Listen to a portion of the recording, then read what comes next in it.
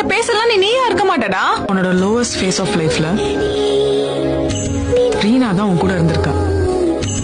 நீ திரும்ப வரணும், இன்னும் ஸ்ட்ராங்கா வரணும். கண்டிப்பா வருவேன்.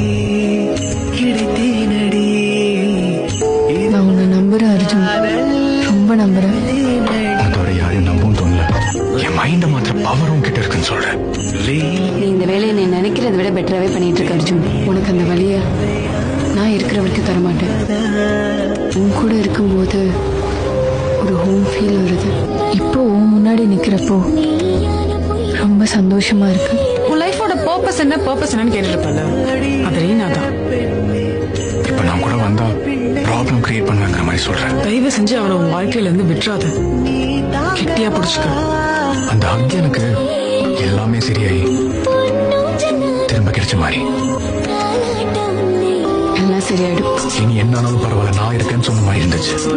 எங்க சுத்தினாலும் எவ்வளவு சண்டை போட்டாலும் என்னதான் மிஸ் அண்டர்ஸ்டாண்டிங் இருந்தாலும் அந்த அர்ஜுன் ரீனாவை தேடி தான் வருவான். அதே மாதிரி தான் ரீனாவை தான் போவான்.